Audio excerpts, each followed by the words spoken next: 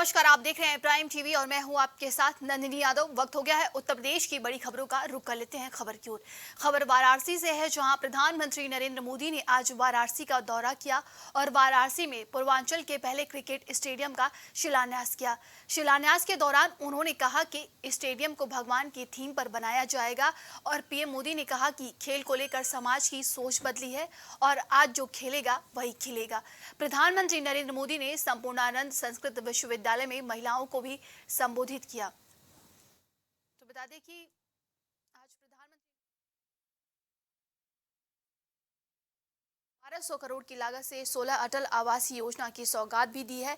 इसके अलावा 450 करोड़ रुपए की लागत वाली अंतर्राष्ट्रीय क्रिकेट स्टेडियम का शिलान्यास भी किया, आधारशिला रखी। इसके बाद महिला आरक्षण बिल पर पीएम नरेंद्र मोदी ने महिलाओं से बातचीत की है। बता दें कि महिला आरक्षण बिल आने के बाद, पेश होने के बाद पीएम मोदी की ये पहली चर्चा थी, जिसके बारे में उन्होंने खुलकर इस बात पर चर्चा की है।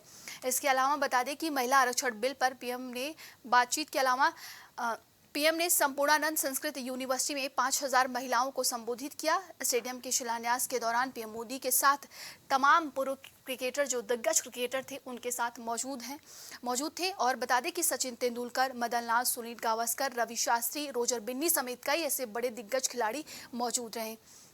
इसके अलावा बीसीसीआई के उपाध्यक्ष राजीव शुक्ला भी और जय शाह भी उपस्थित रहे थे।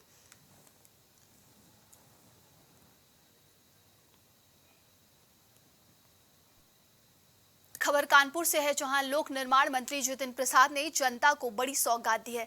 दरअसल कानपुर के दादा नगर 2 लेन समांतर पुल का मंत्री जितिन प्रसाद ने शिलान्यास किया है। मंत्री जितिन प्रसाद का कानपुर के सांसद और विधायक ने जोरदार स्वागत किया और बताया जा रहा है कि 2 लेन समांतर पुल 53.77 करोड़ की लागत से बनाया जाएगा। आपको बता दें कि बारिश के चलते टूटी सड़कों को जल्द से जल्द सुधार करने का भी मंत्री जी ने अधिकारियों को निर्देश दिया है और शहर और ग्रामीण क्षेत्रों की टूटी सड़कों की मरम्मत के आदेश दिए हैं और साथ ही 10 दिन के भीतर दादा नगर पुल निर्माण कार्य शुरू करने और जून तक पूरा करने के निर्देश भी दिए। जो सड़कें क्षतिग्रस्त हुई हैं वर्षा के कारण, तो लोक निर्माण विभाग को निर्देश दिए गए हैं कि सभी सड़कें क्षतिग्रस्त जो हैं उनके मरम्मत की जाए। तो उसी के दृष्टिकोण पे जो यहाँ पैच वर्क हो रहा है उसकी निरीक्षण किया गया है और ये स्पष्ट निर्देश दिए हैं कि बड़ी सड़कों में तो होगा ही, मगर गांव देहात की छोटी सड़कें जो हैं वहाँ तक की मरम्मत का कार्य लोक निर्माण विभाग के अधिकारी युद्ध स्तर पर करेंगे। खबर लखनऊ से है, जहां स्वच्छता को लेकर पूरे देश में कई अभियान चलाए जा रहे हैं। वहीं 2 अक्टूबर को महात्मा गांधी की जयंती के दिन स्वच्छ भारत मिशन की शुरुआत हुई थी। स्वच्छता एक विचार है जिसे सभी को धारण करना चाहिए। उत्तर प्रदेश में भी स्वच्छता को लेकर नगर विकास विभाग के द्वारा स्वच्छता पखवाड़ा अभियान भी चलाया गया। इसके अलावा मुख्यमंत्री से लेकर नगर विकास मंत्री ने कई बार जरूरी दिशा निर्देश भी दिए, लेकिन जिम्मेदार अधिकारी सभी अभियानों पर पलीदा लगाने पर आमदा है। राजधानी लखनऊ में स्वच्छता अभियान का कितना असर पड़ा है, देखिए हमारी इस खास रिपोर्ट। शहरों की साफ सफाई की व्यवस्था को दिखाने के लिए प्राइम टीवी जो है अब एक मुहिम के माध्यम से आपके सामने उन चीज़ों को पेश कर रहा है। इस समय हम कठौता झील के सामने हैं। मैं अपने सहयोगी से कहूँगा कि झील को दिखाएं कि कितनी खूबसूरत ये झील है और कितना सुंदर ये दृश्य है। आप सीधे देख सकते हैं कि कठौता झील सामने है। जब झीलों की बात होती है तो सुंदरता अपने आप आ जाती है, लेकिन ठीक इसके अपोजिट सड़क के उस पार हम एक और चीज़ दिखाएंगे जो सड़कों और कठौता झील की सुंदरता में 4 चांद लगा रहा है। आप देख सकते हैं किस प्रकार से कूड़ा जो है यहाँ पे डंप हो रहा है। देख सकते हैं कि लगातार कूड़े को हटाने के लिए, साफ सफाई को लेके जिस प्रकार से शासन के द्वारा निर्देश आता है, मुख्यमंत्री निर्देश देते हैं, नगर विकास मंत्री ए.के. शर्मा लगातार अभियान चलाते हैं। कई बार पखवाड़ा 15 दिनों का चल चुका है, लेकिन कोई भी जिम्मेदार अब तक इन तमाम चीज़ों से सीख नहीं पाया है। चाहे वो आम नागरिक हो, चाहे वो जिम्मेदार अधिकारी हो, सभी अपनी अपनी जिम्मेदारी से भागते हुए देखे जा सकते हैं और स्वच्छ भारत अभियान को ये तमाम चीज़ें जो हैं वो तस्वीरें जो हैं वो बयां कर रही हैं कि राजधानी लखनऊ कितना साफ़ है, कितना साफ़ सुथरा है, कितना स्वच्छ है।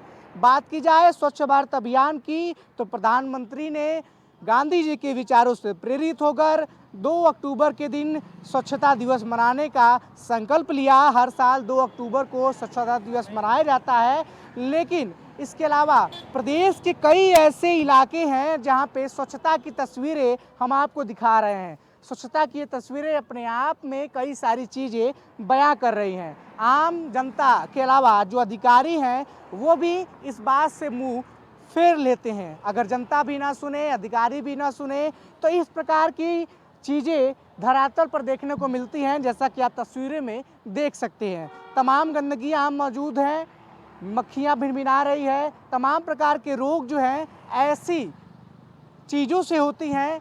अगर बात की जाए तो डेंगू और संचारी रोगों का उद्भव गंदगी से होता है और गंदगी आपके सामने दिख रही है। स्वच्छ भारत अभियान में ये तस्वीरें एक सवाल खड़ा करती हैं जिसका जवाब किसी भी जिम्मेदार अधिकारी के पास बिल्कुल भी नहीं है।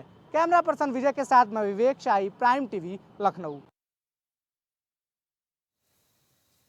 खबर गाजियाबाद के लोनी से है, जहां एक बड़ा हादसा हुआ है। लोनी थाना क्षेत्र के इंडस्ट्रियल एरिया के पास एक 2 मंजिला मकान अचानक नीचे आ गिरा। हादसे में मकान में मौजूद लोग उसके मलबे के नीचे दब गए। हादसे के बाद मौके पर अफरा तफरी और चीख पुकार मच गई और आसपास के लोगों की भीड़ मौके पर जमा हो गई। हादसे की सूचना पर स्थानीय प्रशासन और पुलिस भी मौके पर पहुंची और रेस्क्यू ऑपरेशन शुरू किया। मलबे से 7 लोगों को रेस्क्यू कर बाहर निकाला गया और अस्पताल भेजा गया। घायलों में 5 लोगों की हालत बेहद ही गंभीर बताई जा रही है।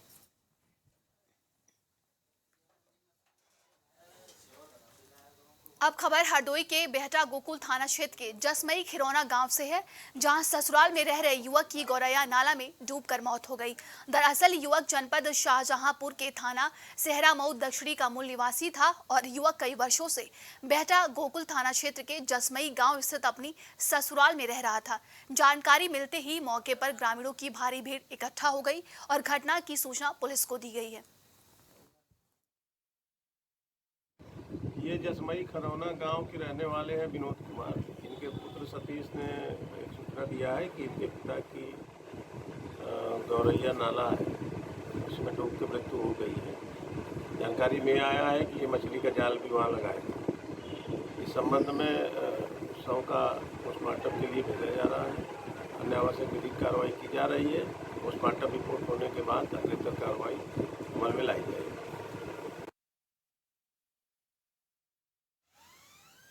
खबर प्रयागराज से है, जहां बीते दिनों कौशाम्बी जनपद में सराफा व्यापारी से हुई लूटकांड में कोरांव के युवक की पुलिस मुठभेड़ में घायल होने के बाद उपचार के दौरान मौत हो गई। शव पोस्टमार्टम के बाद घर पहुंचा तो परिवारजनों ने दाह संस्कार करने से इनकार करते हुए जमकर हंगामा काटा और पुलिस पर FIR दर्ज किए जाने की मांग की। जानकारी के मुताबिक थाना कोरांव क्षेत्र के हनुमानगंज निवासी विजय कौशाम्बी जनपद में सराफा व्यापारी से हुई लूट में नामजद था। पुलिस मुठभेड़ में वो घायल हो गया था और उपचार के दौरान उसकी मौत हो गई। घटना की जानकारी मिलते ही मृतक के परिजनों में हड़कंप मच गया। पुलिस द्वारा दी गई जानकारी अनुसार विजय सोनी अपराध किस्म का था, जो गैर जनपद में घटना को अपने साथियों के साथ अंजाम दिया करता था।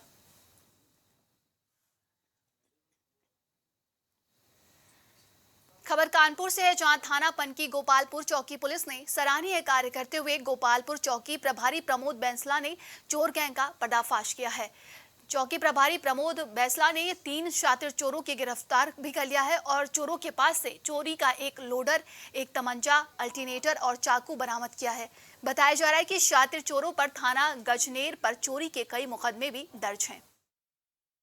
एक जो है दिलीप ने एक अभियोग पंजीकृत कराया था थाना पनकी में कि उसकी फैक्ट्री से एक लोडर, बैटरियां और एक जनरेटर और कुछ लोहे का सामान चोरी हो गया है। इसके संबंध में अभियोग पंजीकृत किया गया था।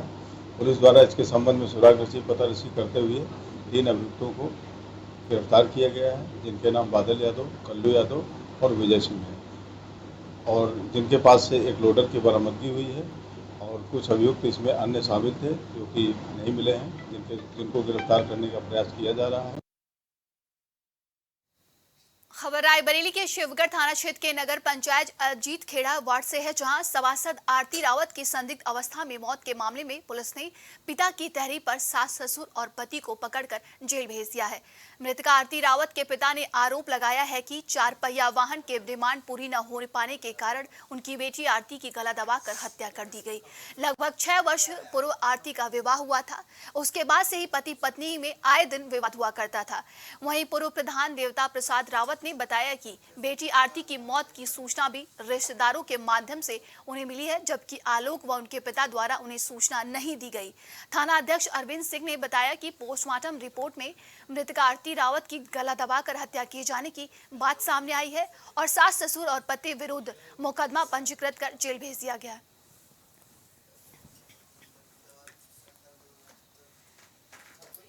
और अब खबर औरैया के अजीतमल कोतवाली क्षेत्र के बिरुहानी से है, जहां संदिग्ध परिस्थितियों में 22 वर्षीय मुकेश कुमार टेम्पो चालक का शव मिला। दरअसल टेम्पो चालक का कल बुकिंग पर टेम्पो लेकर गया हुआ था और उसके बाद दिव्यापुर से वापस नहीं लौटा। टेम्पो चालक के परिजनों ने काफी तलाश की, लेकिन कुछ पता नहीं चला। सुबह ग्रामीणों ने शव बिरुहानी के पास शराब ठेके के बाहर शव को पड़ा देखकर पहचान की और परिजनों को सूचना दी। घटना की जानकारी मिलते घटनास्थल पर पुलिस पहुंची और शव को पंचनामा भरकर पोस्टमार्टम के लिए भेज दिया। परिजनों की तहरीर पर मामला दर्ज कर लिया गया है।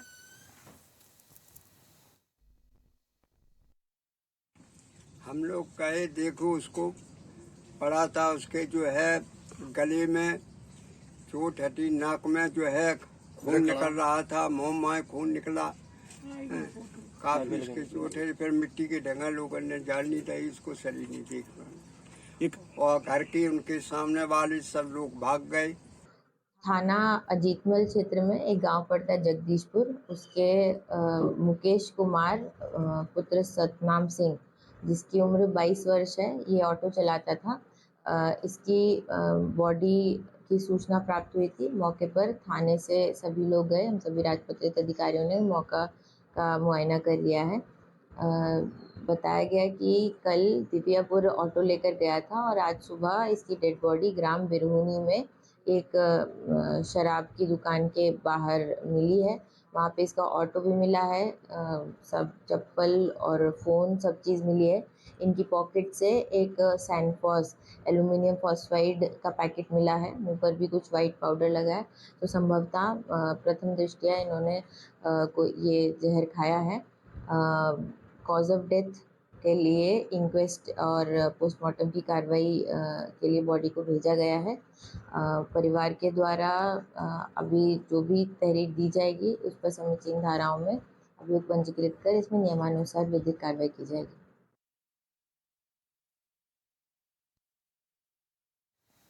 खबर औरैया से है, जहां बाइक की डिग्गी में रखे 90,000 रुपए चुराकर फरार आरोपियों को पुलिस ने गिरफ्तार कर लिया है।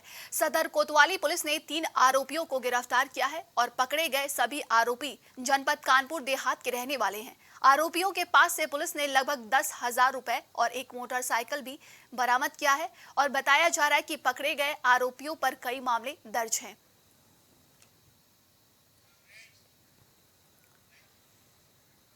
खबर झांसी से है, जहां पुलिस ने मऊआ रानीपुर कोतवाली क्षेत्र में हुई चोरी की घटना का खुलासा करने में सफलता हासिल की है, जिसमें 3 बदमाशों को अवैध असलहे सहित सोने चांदी के आभूषण और नकदी के साथ गिरफ्तार कर सलाखों के पीछे भेज दिया गया है।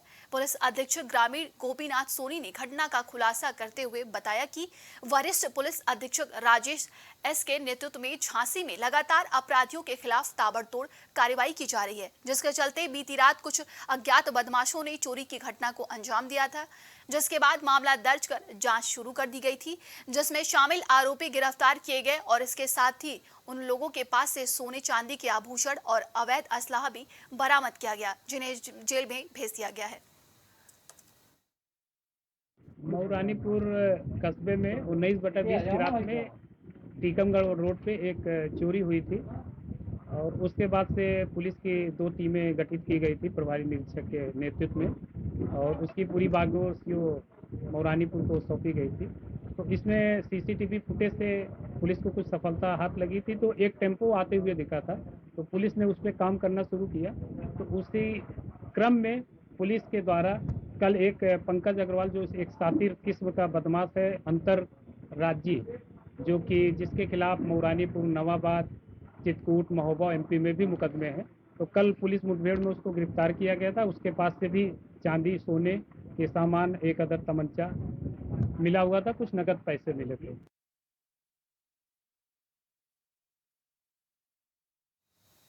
अभी के लिए उत्तर प्रदेश की खबरों में बस इतना ही। देश और दुनिया की तमाम खबरों के लिए आप देखते रहिए प्राइम टीवी।